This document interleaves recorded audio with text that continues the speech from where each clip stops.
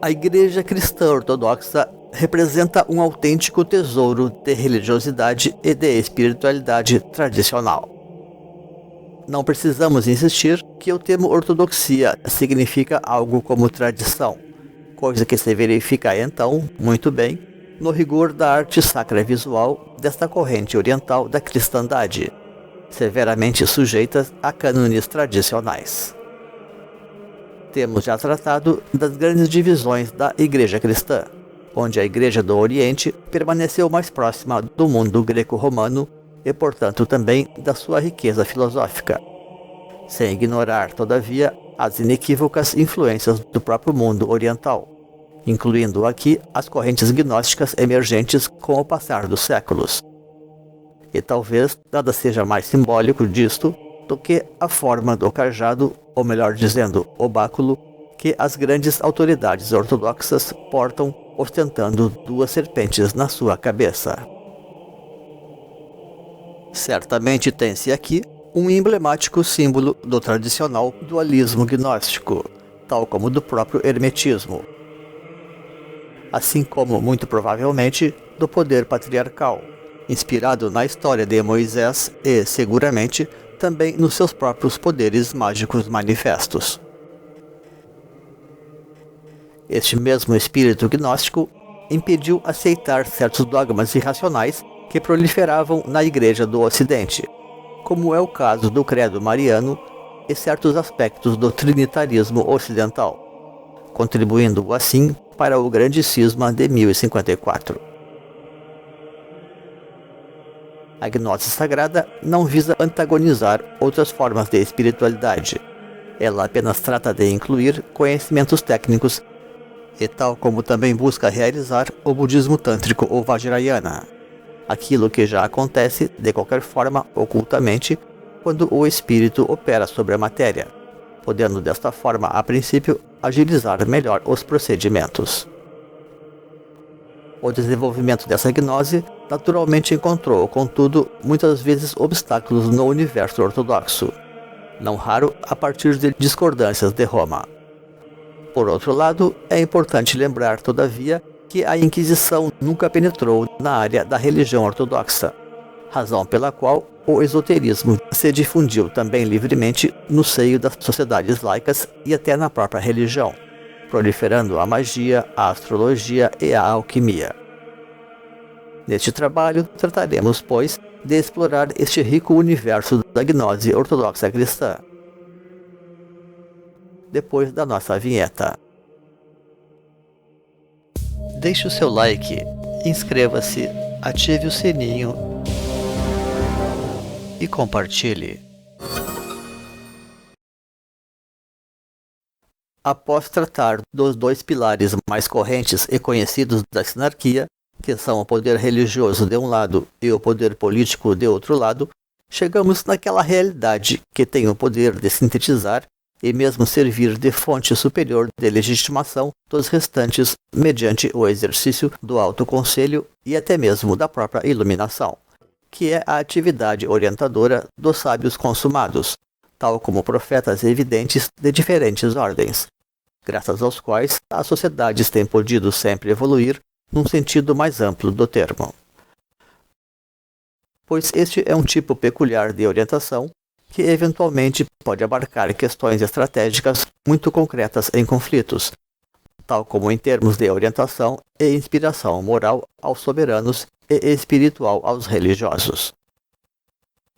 Podemos resumir melhor o ofício destes arautos de forma simples em termos de conhecimento superior, ciência das leis da evolução e intuição sobre a natureza oculta das coisas, agregando assim astrólogos, videntes, oráculos e cabalistas, os quais sempre cercaram de perto e regularmente as cortes tradicionais, sobretudo nas sociedades ditas pagãs, mas também nas judaico-cristãs com grande frequência e regularidade, em muitos momentos inclusive como norma e costume oficial.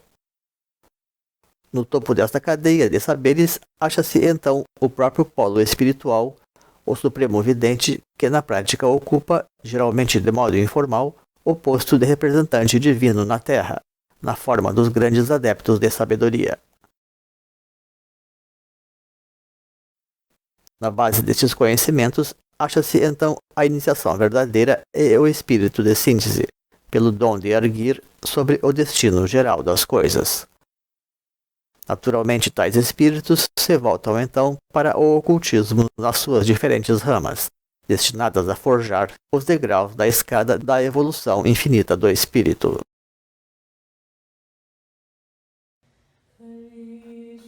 Nos termos da sinarquia, a gnose se relacionaria, pois, com a mais elevada das coroas, que é a coroa secreta do Alto Conselheiro. Inadvertidamente, esta coroa pode receber diferentes substituições e reducionismos, na medida em que o Conselho Real também pode ser exercido por figuras menores, como bobos da corte, filósofos menos proeminentes e mentores de príncipes sem idade para governar. Aqui pode entrar muitas vezes, então, o papel das mulheres, que chegaram a exercer no Império Otomano um período contínuo e considerável de regência naquilo que ficou conhecido como o Sultanato das Mulheres, que perdurou por quase 130 anos desde o século XVI, onde inclusive a maior parte dessas mulheres tinha origem escrava e europeia. Tampouco seria desprezível a atuação das consortes reais no destino das coisas, entre outras atuações femininas de diferentes ordens, como se observa na história do rei Rama de Ayodhya. De modo que estes são, pois, alguns dos pontos em que conflui o simbolismo da gnose com o elemento feminino. Até porque, como síntese de tudo isto, é possível lembrar o papel central que a atividade das sibilas e das pitonisas ocupou na civilização greco-romana e em toda a sua área de influência. Acontece então da religião cristã ortodoxa encontrar-se naturalmente imbuída por muitos elementos tradicionais da esfera gnóstica, como seria de esperar por sua proximidade com toda a rica influência sapiencial do Mediterrâneo Oriental, já a partir da própria habilidade dos gregos para reunir, processar e sintetizar informações. Na tradição cristã oriental, esta gnose está representada, sobretudo, pela experiência da teoses, vivida por um santo, ao ser misticamente iluminado ou na sua união com Deus. Na clássica obra ortodoxa Filocália, redigida originalmente por Orígenes, a gnose pode ser alcançada através do exicasmo ou da oração solitária, resultando na experiência da teoria, que é a visão do sagrado, no desenvolvimento das capacidades noéticas ou ontológicas do indivíduo, como um testemunho pessoal e direto de Deus.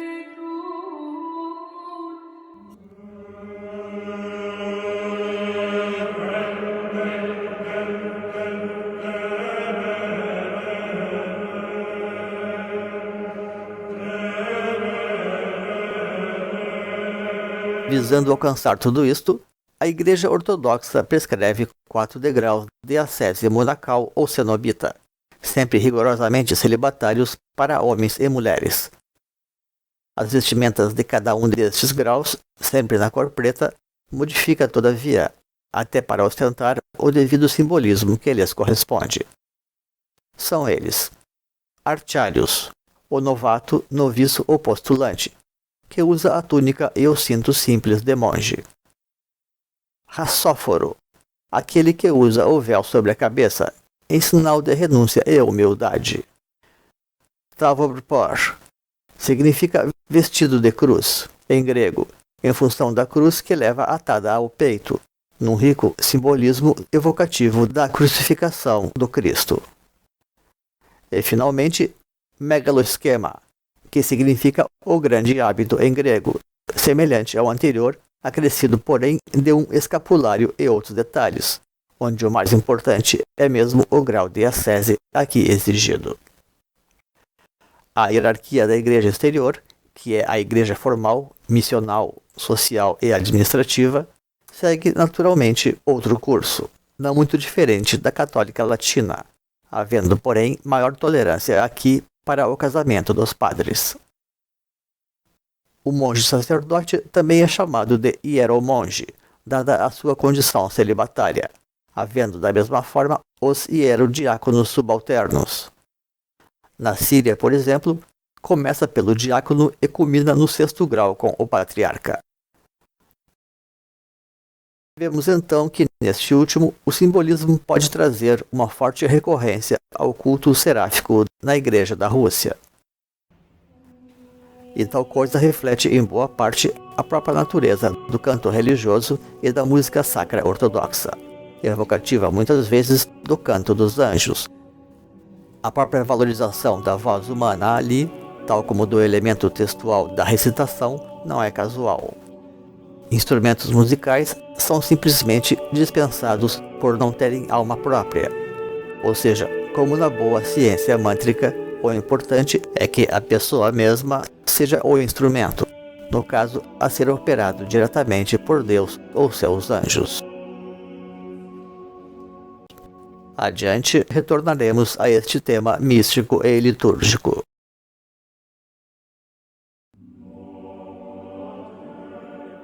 Não obstante, a própria vida monástica é que traz sempre as maiores possibilidades de conhecimento e de experiência espiritual, na medida em que permite ao monge dedicar todas as suas energias de forma coerente e progressiva ao cultivo interior.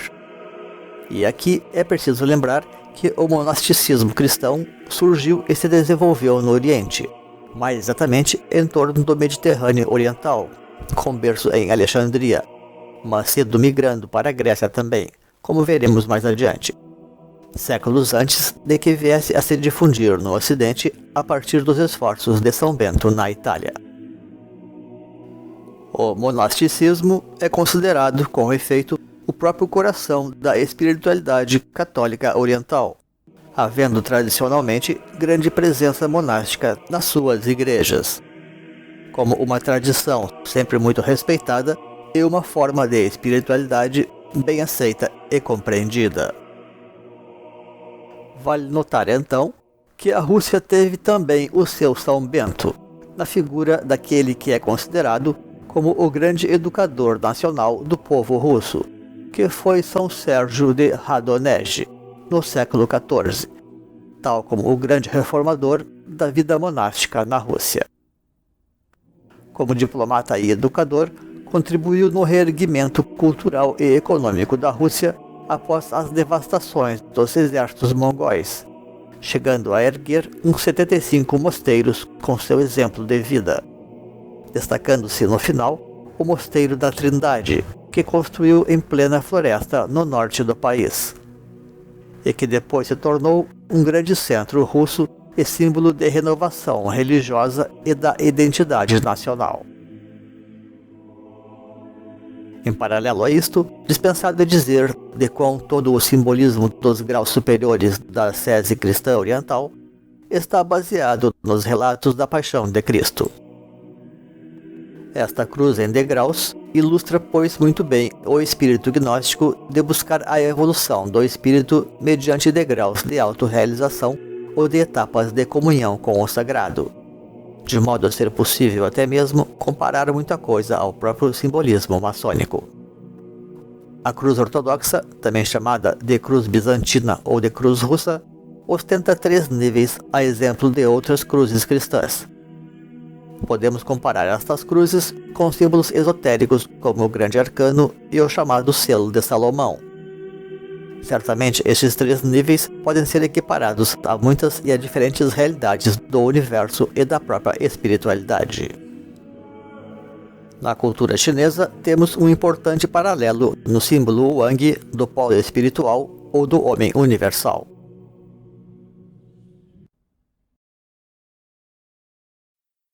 Esta cruz representa da mesma forma, pois, a base ou a estrutura da iniciação ortodoxa. Algumas inscrições especiais se destacam ali para simbolizar estes planos. Na trave superior, costuma-se inscrever o acróstico INRI da realeza espiritual de Jesus, como o próprio auge do seu esplendor, recebendo, pois, a glória seráfica. Na grande trave central está o cristograma grego ICXC, abreviando o nome Jesus Cristo, que é quando o homem se encontra com Deus naquilo que se poderia chamar propriamente como o coração da cruz. e na base tem-se geralmente uma trave inclinada para simbolizar o estado de evolução ou de ascensão humana, a partir da matéria mesma. Embora haja variantes nas representações, em função de diferenças naturais de interpretação, fica bastante patente, todavia, mesmo graficamente, que esta base está relacionada aos 3 degraus de organização elementar humana, que são o físico, o emocional e o mental, tal como simbolizados nas vestimentas do grau de megalosquema, refletindo, pois, as 3 iniciações maçônicas fundamentais. Daí-se observar comumente ali a letra Z, que, além de trazer esta um plano inclinado central, se escreve como um 3 em russo ou cirílico, sendo que tal letra ocupa a 9ª posição alfabética, ou seja, 3 vezes 3, a qual vem a ser a fórmula usual dos ritos de iniciação, como sucede na árvore sefirótica da Cabala, apenas para exemplificar. E esta poderia ser uma indicação de por que os russos empregam a letra Z na sua guerra, como sinal de que estariam buscando reorganizar com isto o seu universo tradicional, como uma espécie de guerra santa, portanto. O alfabeto cirílico, ou azbuca, em referência às suas primeiras letras, foi organizado no século X com recursos mais avançados do que o grego para traduzir as sagradas escrituras para as línguas eslavas, e precisamente justapondo elementos de alfabetos ocidentais, como o grego e o latino, com outros orientais, como o hebraico, todos de fato historicamente relacionados com as próprias escrituras. Este alfabeto foi assim nomeado em homenagem a São Cirilo, mas é também conhecido como alfabeto búlgaro, por haver sido promovido pelo primeiro Império Búlgaro. E com a recente entrada da Bulgária na União Europeia, este tornou-se o 3º alfabeto oficial daquele bloco, ao lado do latino e do grego. Fazendo fronteira ao sul com a Turquia e a Grécia, a Bulgária simboliza também, de certa forma, uma ponte cultural entre Ocidente e Oriente. Vale notar também, nesta mesma linha de considerações, que a organização dos altares ortodoxos traduzem perfeitamente, ademais, um ecumenismo judaico-cristão, através dos seus simbolismos centrais, selando desta forma uma síntese Oriente-Ocidente, algo que o próprio Apocalipse de São João também trata de oferecer como súmula para uma futura ordem sintética das coisas, especialmente no simbolismo da Jerusalém Celeste, com reflexos, por exemplo, numa nova forma de astrologia de maior abrangência. Em termos esotéricos, faz tempo já que viemos demonstrando que os cânones evolutivos da nova grande raça, com base nas Américas, terá por fundamento a Fórmula 4.6, como para Manta ou grande chave iniciática da nova era. Naturalmente, os místicos e religiosos atuais da Igreja Ortodoxa desconhecem na prática, e tal como acontece também na própria maçonaria, as implicações esotéricas deste simbolismo todo, mesmo porque tais coisas tendem a se tornar tabu e, por decorrência, também coisa secreta. Assim, e ao fim e ao cabo, aquilo que tem-se na religião ortodoxa, em suas vertentes mais esotéricas, que são as monacais ou cenobitas, representa com efeito uma espécie de maçonaria cristã.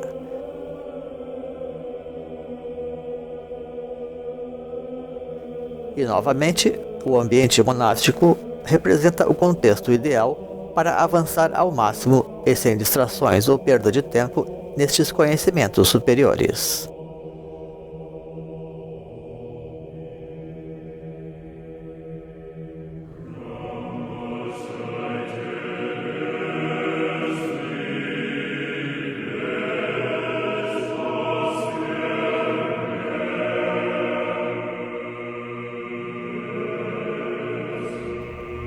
Falamos inicialmente sobre a arte visual sacra e seu forte apelo canônico. Mas, se nesta área o máximo que esta igreja sofreu foram certos movimentos iconoclastas, já no campo litúrgico as coisas nunca foram assim tão simples. E nem falaremos aqui tanto dos cismas que todos estes assuntos já produziram na própria Rússia, tema que merece, com efeito, toda uma abordagem especial. Na Grécia, a música sacra desenvolveu-se de forma monódica, monofônica ou de vozes avulsas, com forte apelo estético e ao virtuosismo, sendo esta certamente a origem do canto gregoriano e influenciando depois fortemente a própria ópera italiana. Contudo, depois que a Rússia foi cristianizada no século X, a música sacra encontrou um novo curso de desenvolvimentos. Enquanto o canto grego é sensivelmente mais melódico, estético e musical, a recitação russa demonstra-se deveras mais solene e monocórdica. Apreciamos comparar isto ao espírito geral que domina as artes mântricas do hinduísmo e do budismo, respectivamente, onde, sobretudo no próprio Tibete, se encontra, pois, uma forma de recitação muito evocativa do canto litúrgico russo antigo ou tradicional. Assim, outra área onde o gnosticismo da ortodoxia russa se destaca é na refinada elaboração do seu canto litúrgico, quando a tradição russa desenvolveu melhor a polifonia, ou canto de muitas vozes, inclusive como herança da própria liturgia, onde a população recitava em resposta aos chamados dos sacerdotes, e daí derivaram os cantos em corais. No século XVII, contudo, o Império Russo em ascensão abriu-se ao Ocidente, recebendo a influência da música italiana. Foi a época em que ocorreu também o cisma russo chamado Raskol, palavra que significa apenas cisma, que resultou da perseguição e na égira dos chamados velhos crentes. Noutra oportunidade retornaremos a este tema.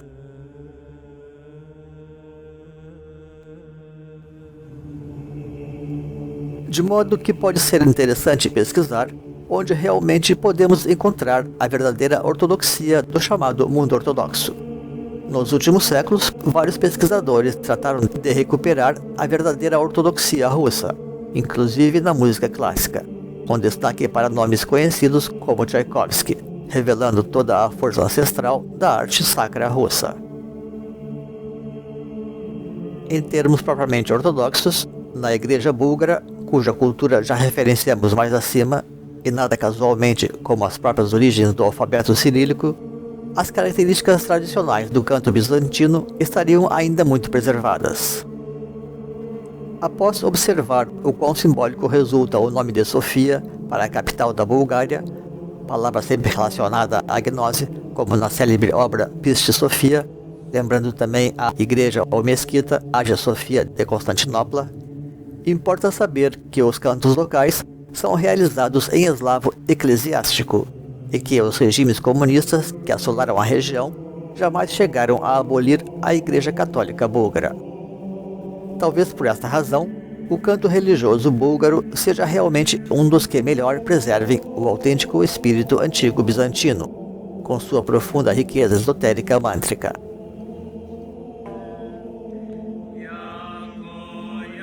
E um dos locais onde a tradição parece haver sido bem preservada é no Monte Athos, reunindo várias correntes históricas da ortodoxia oriental cristã. Tratando-se, pois, de um desses raros lugares tradicionais que podem oferecer um panorama amplo do universo cultural ortodoxo. O Monte Athos, nome que significa a montanha sagrada em grego, que é uma espécie de república monástica autônoma dentro do território da Grécia, responde diretamente à jurisdição episcopal de Constantinopla, sendo habitado por monges desde o século III, e tem sido o lar de grandes místicos e mestres espirituais, que influenciaram profundamente o mundo ortodoxo.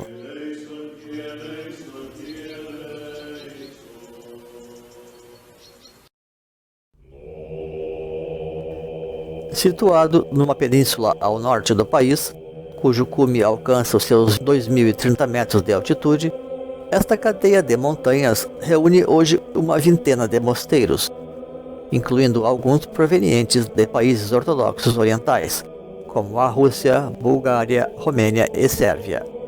Várias modalidades de vida monacal também estão agrupadas ali, entre cenobitas comunitários, idiorrítmicos semi-anárquicos, confessores reclusos e estilistas que vivem em prédios em ruínas, sendo que concentra-se ali quase a totalidade dos eremitas da Igreja Ortodoxa em geral.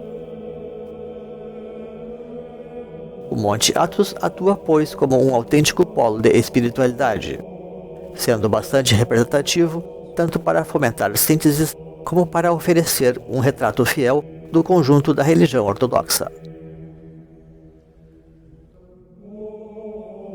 Por tudo isto, há muitos séculos representa também um foco tradicional de peregrinação.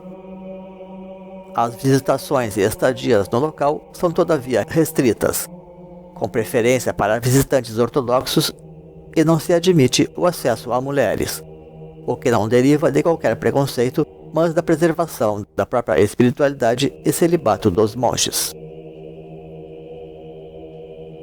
Certamente todas essas questões não esgotam a rica tradição gnóstica oriental, sempre tão permeável à pujante influência do Oriente, desde as próprias práticas monásticas coptas e outras tantas questões místicas de peso e renomada tradição.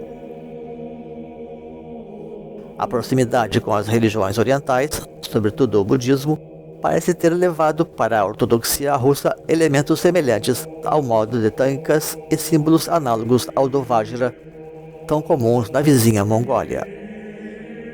Não obstante, existem aqui passagens importantes que também poderão ser tratadas então num contexto de contratradição, inclusive face aos contrastes entre práticas ocidentais e orientais, produzindo cismas e antinomias dentro da própria cultura russa ou em relação ao restante universo ortodoxo, e que deverão, por essa razão, merecer uma abordagem mais específica dentro dessa mesma subsérie sobre sinarquia.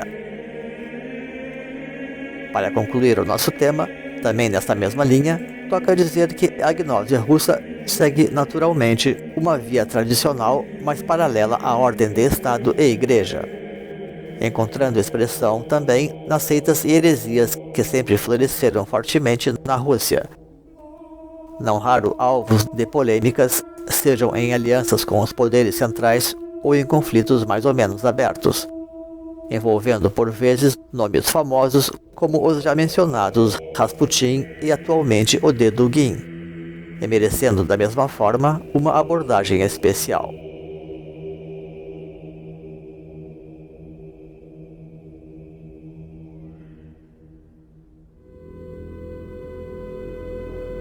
Obrigado por prestigiar o canal.